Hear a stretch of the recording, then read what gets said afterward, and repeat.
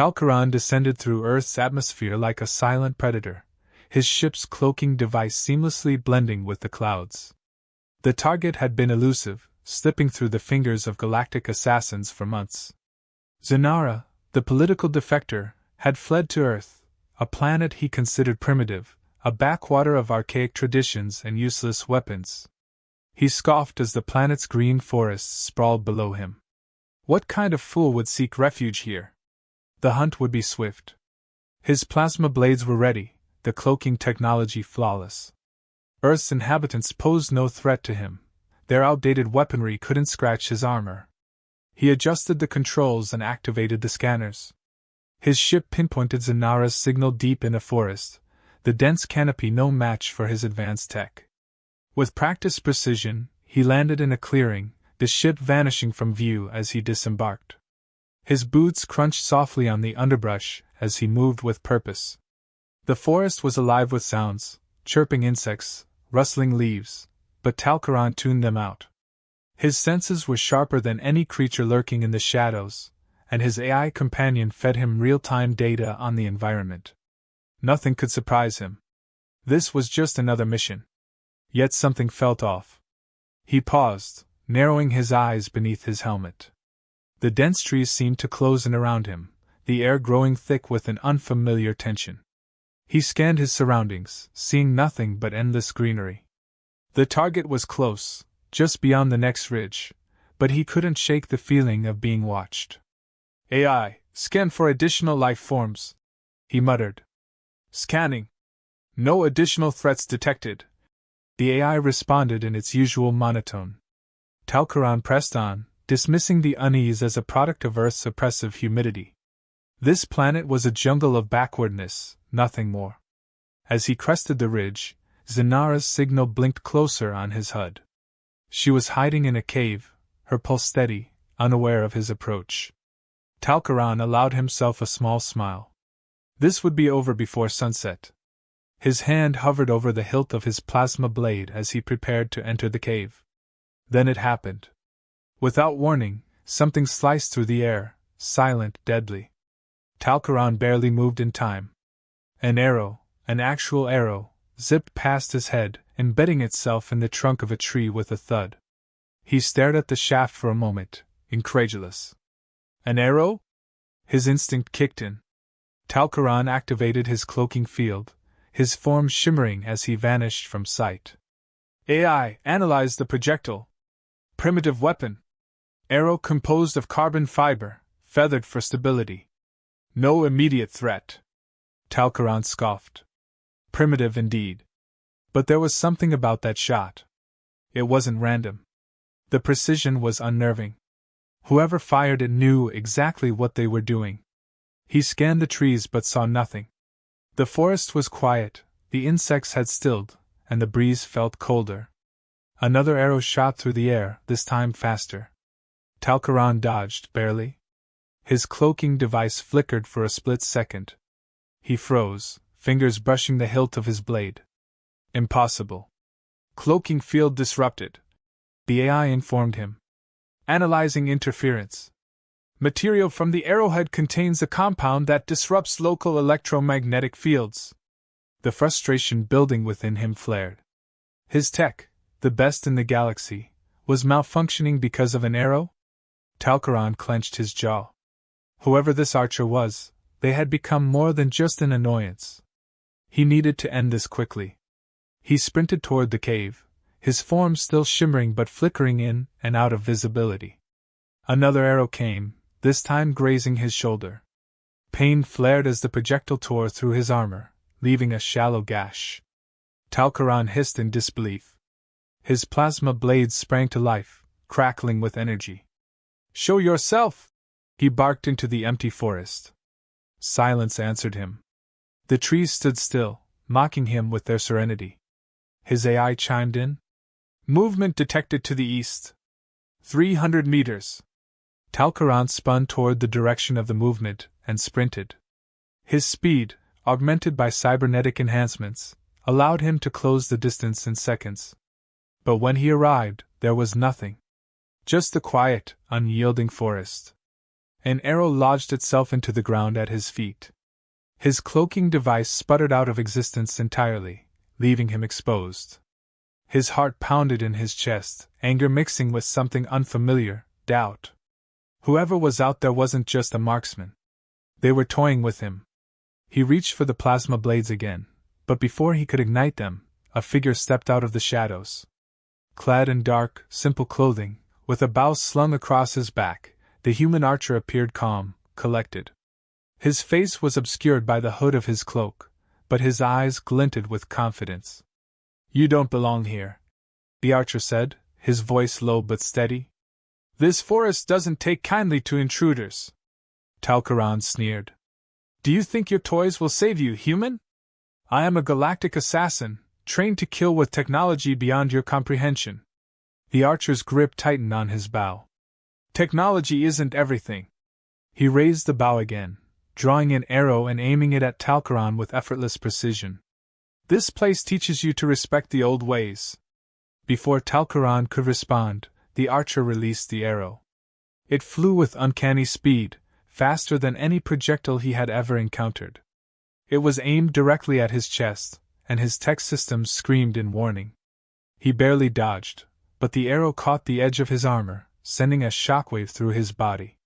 His systems flared and then crashed.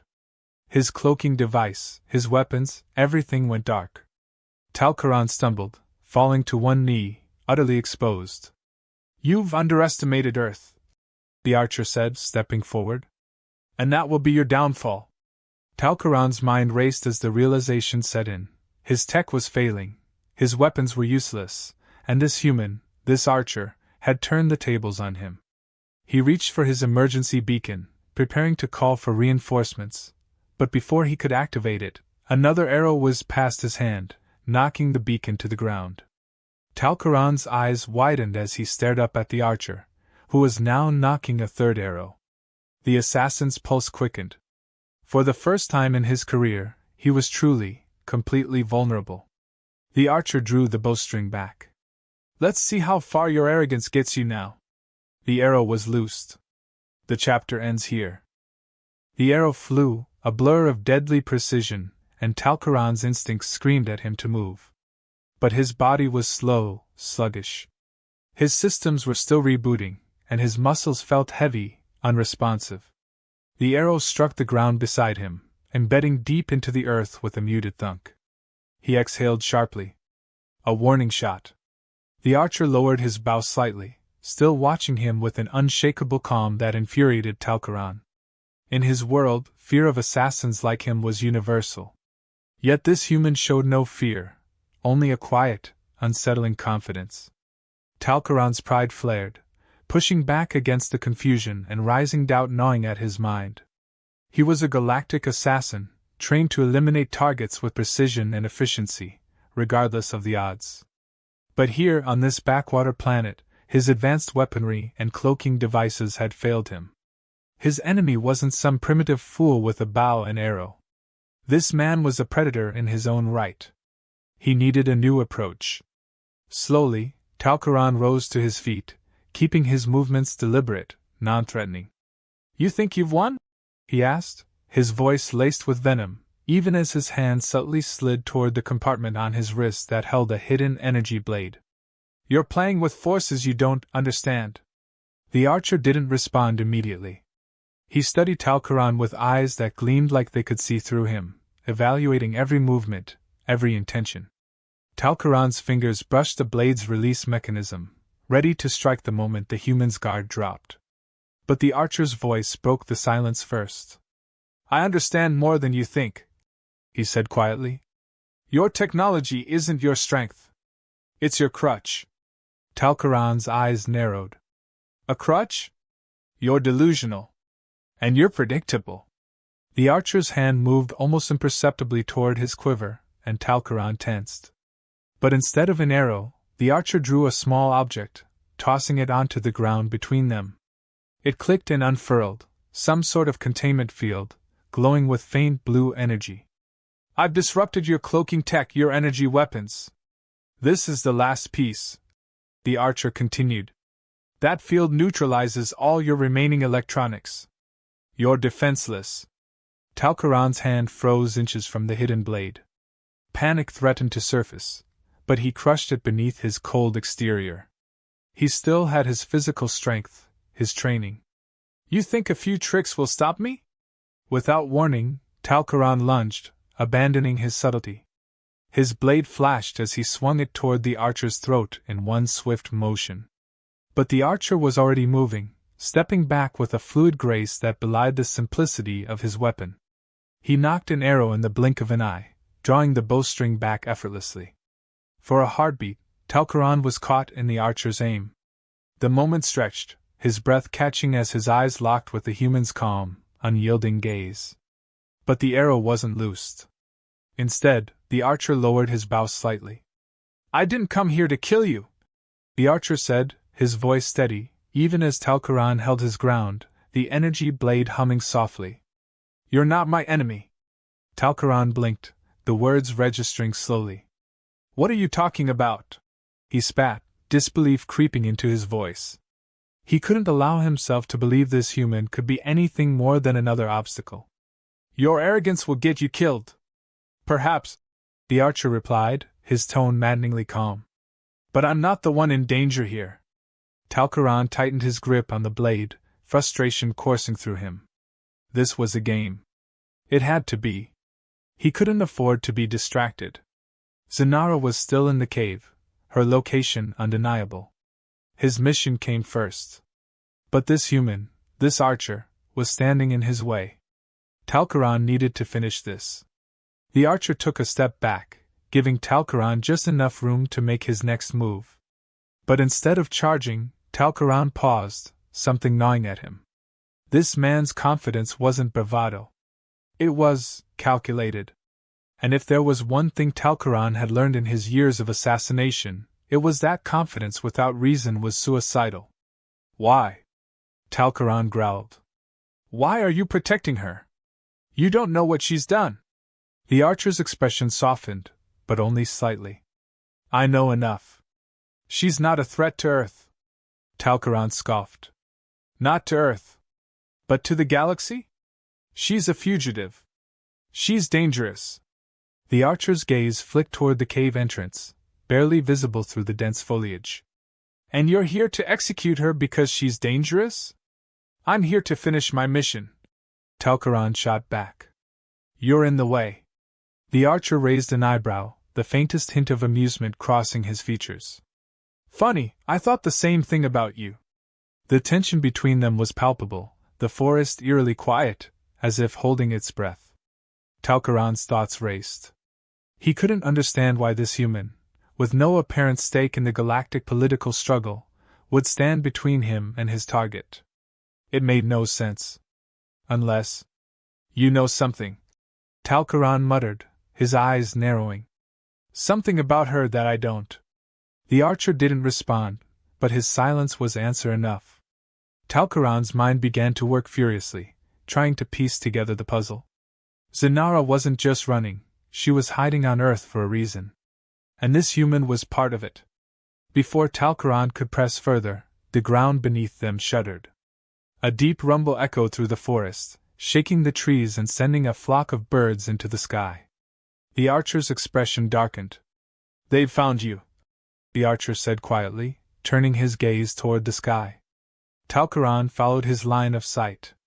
Through the canopy, he could see the faint shimmer of a cloaked ship descending rapidly, its engines causing the disturbance. Reinforcements. Talcaran's heart raced, but not with relief. Something was wrong. The ship wasn't one of his own. The insignia on its hull, barely visible as it phased into sight, was not that of the Galactic assassins. It was something else, something worse. They're not here for you, assassin, the archer said, his voice low, almost resigned. They're here for her. And if they take her, either of us will be able to stop what's coming. Talcaran stared at the ship, its shadow falling over the trees as it approached. For the first time, the gravity of the situation hit him like a blow to the chest. The ship descended rapidly, its engines roaring like a beast hungry for the kill. Talcaran's eyes locked onto the insignia, unfamiliar but unmistakably hostile. The archer had been right. Whoever was on board wasn't there to reinforce him, they had their own agenda. And Zanara was the prize. For a fleeting moment, Talcaran felt something unusual, uncertainty. He had always been the one in control, the hunter. Now, things were unraveling faster than he could predict. The mission had shifted beneath his feet, and the archer's cryptic words echoed in his mind. They're here for her. And if they take her, either of us will be able to stop what's coming. The archer stood firm, his eyes never leaving the ship as it broke through the forest canopy, sending debris flying in all directions. His face, hardened by something deeper than Talcaran could fathom, showed no fear, only grim resolve. They're coming for her, the archer said, his voice low but urgent. We have to move now. Talcaran's instincts screamed at him to ignore the human, to carry out his mission and eliminate Zanara before anyone else could get to her. But something in the archer's tone, the raw sincerity behind it, forced him to reconsider. For the first time in his career, Talcaran hesitated. This is your last chance, the archer continued, slinging his bow across his back and turning toward the cave entrance. You can leave. Or you can help me stop them. Talcaran clenched his fists. His pride pushed him toward the first option, escape, leave the human to deal with whatever came next. But the logical part of him, the assassin who had survived countless battles, knew there was no running from this. If he left now, he'd be abandoning the one lead he had on Zanara, the one person who seemed to know the full picture. He hated being cornered. But the reality was clear. He needed the archer, at least for now. Go! Talcaran growled, following the archer toward the cave. His mind raced with contingency plans, readying for whatever was to come. The two of them moved quickly, slipping into the shadows of the cave just as the enemy ship landed in the clearing, its engines winding down with an ominous hiss. Inside, the air was damp and cool, the scent of moss and earth filling the space. Zanara was crouched in the far corner, her eyes wide with fear. The flickering light from a small fire cast strange shadows on the walls, adding to the tension in the cramped space. You've brought them right to me, she hissed, her voice sharp with accusation as she glared at the archer. Do you realize what you've done? They were coming for you, regardless. The archer replied, his tone calm but firm. The only reason you're still alive is because we're here. Talcaran stepped forward, his gaze fixed on Zanara. His mission, his duty, was right there. But instead of drawing his blade, he found himself asking, Who are they? Zanara's eyes darted to him, recognition flaring. You don't know? She scoffed, but the edge of fear was undeniable. Typical. Even the galaxy's most feared assassin is in the dark. Talcaran's patience was wearing thin. Talk. Zanara exhaled, glancing nervously toward the cave's entrance as the sound of boots on the forest floor echoed closer. They're mercenaries. Not from your Galactic syndicate, but something worse, an independent force hired by whoever can pay the most. And right now, they're after me because of what I know. What could you possibly know that's worth all this? Talcaran pressed, though a creeping suspicion was already forming in his mind. Her eyes hardened, locking onto his with a mixture of defiance and desperation. It's not just me. It's about Earth. There's something here, something that the galaxy's powers have overlooked for centuries. And if they get their hands on it, every corner of the universe will be under their control. Talcaran didn't have time to process her words before the sound of the ship's ramp lowering sent a cold shiver down his spine. The mercenaries were coming, and they weren't going to wait for explanations. We need to move, the archer said, already scanning the cave for an exit. His calm efficiency reminded Talcaran of himself, a hunter, always prepared for the next move. But now they were the prey. No, Zanara said, her voice steely. There's no running from them. They'll track us, corner us. We make our stand here. Talcaran's blood boiled at the thought of being trapped, but she was right. They wouldn't outrun the mercenaries, not with their technology and tracking devices. The only option was to face them head-on. His mind snapped into focus, assessing the situation with the cold, tactical precision that had kept him alive for so long. We can funnel them into the cave, he said, turning to the archer. Set traps. They'll have to come through one by one. The archer nodded, his expression unreadable but his eyes sharp with understanding. Good. We use the terrain to our advantage. Zenara moved quickly to the back of the cave, pulling out a small case. Inside were several crude but effective explosives, earth-made, but deadly. This should slow them down, she said, tossing one to Talcaran. He caught it with a raised brow. Primitive, but it'll do. Outside, the footsteps were growing louder, the unmistakable sound of mercenaries gearing up for a fight. Talcaran set the explosives near the entrance, strategically placing them in spots that would maximize the damage. The archer took position on a ledge, his bow at the ready, while Zenara prepared to defend herself with a blaster she had stashed in her case. The tension in the cave was suffocating. Every breath felt too loud, every movement too slow. Talcaran's heart pounded in his chest, the adrenaline sharpening his senses. This was it, the moment everything hinged on. The first mercenary appeared at the cave's entrance, his armor gleaming under the dim light filtering through the trees. Talcaran's hand hovered over the detonator. Just a few more steps. But before he could trigger the explosives, a strange, high-pitched sound filled the air, like 1,000 insects buzzing in unison. Talcaran froze, his instincts screaming at him that something was wrong. The mercenaries stopped, their leader raising a hand, his expression shifting from determination to confusion. What is that? Zenara's face went pale. No. It can't be. What? Talcaran demanded, his eyes snapping to her. She swallowed hard, her voice barely a whisper. They've brought the harvesters. Talcaran's blood ran cold. The harvesters, an ancient, unstoppable force that consumed everything in their path, leaving no survivors. The chapter ends here.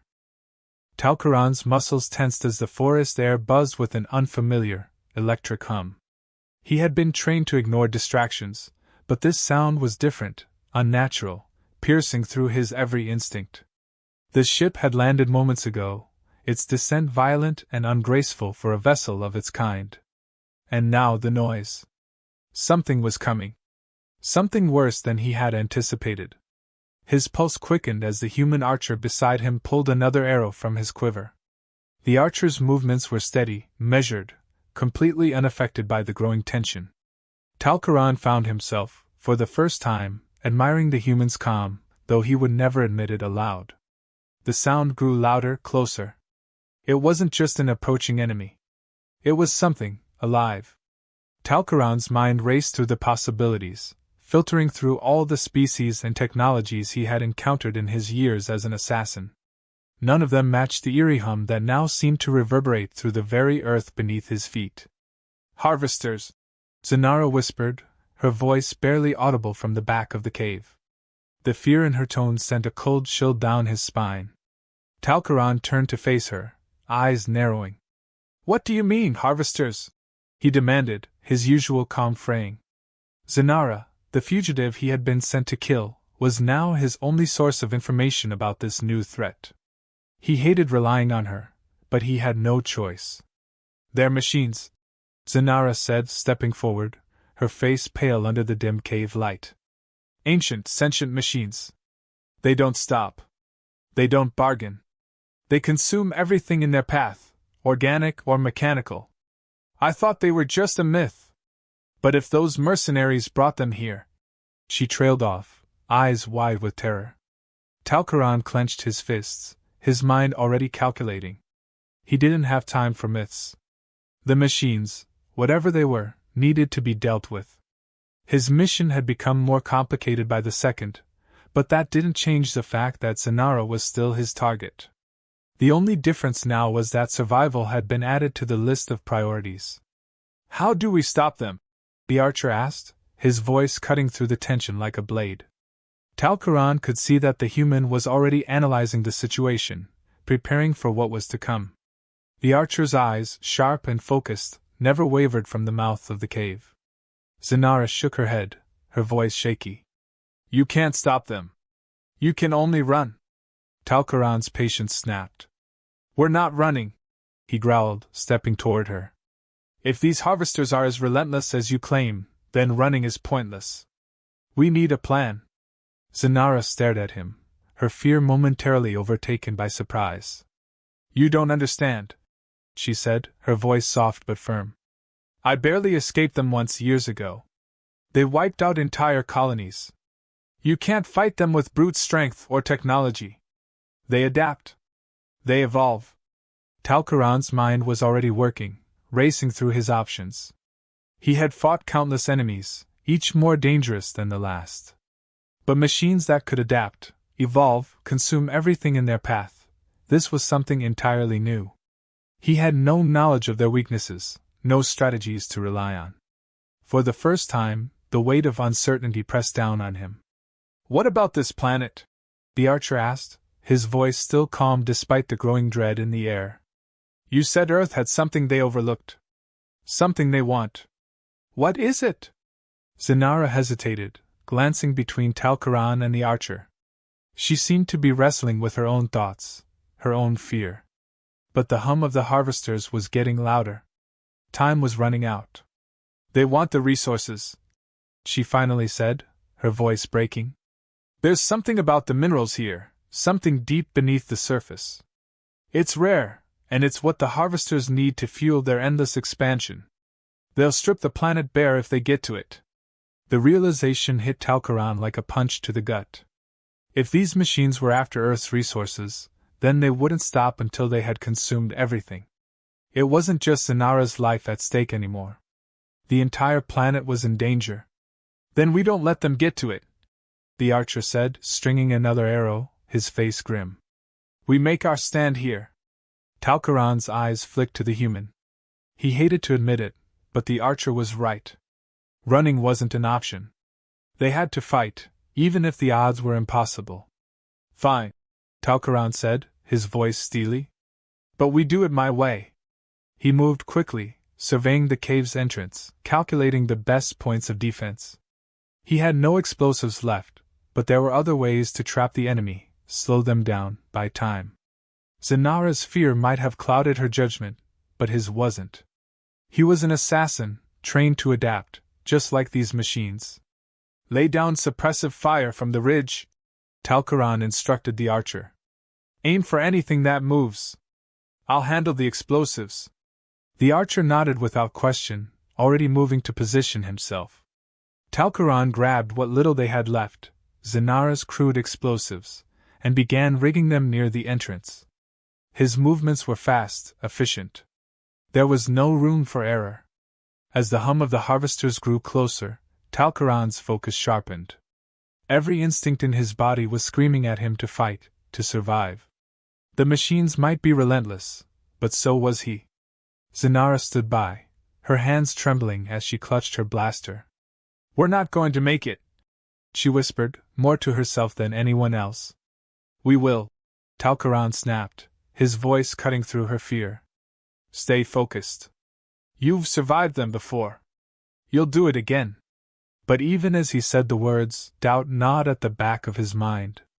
The odds were slim, and he knew it. But if they could buy time, just enough time, they might have a chance. The ground began to tremble as the first harvester appeared on the horizon, its massive, insect-like frame glistening under the faint moonlight. Talcaran's heart pounded, his senses on high alert. He wasn't ready for what he saw. It was unlike anything he had ever encountered. The machine was a perfect blend of sleek technology and organic movement, its appendages clicking and whirring as it advanced. And behind it, more of them emerged, each one bigger, faster, more lethal. Talcaran's fingers hovered over the detonator. His mind raced through the scenarios, the outcomes, the possibilities. But deep down, he knew the truth. This was a fight they might not win.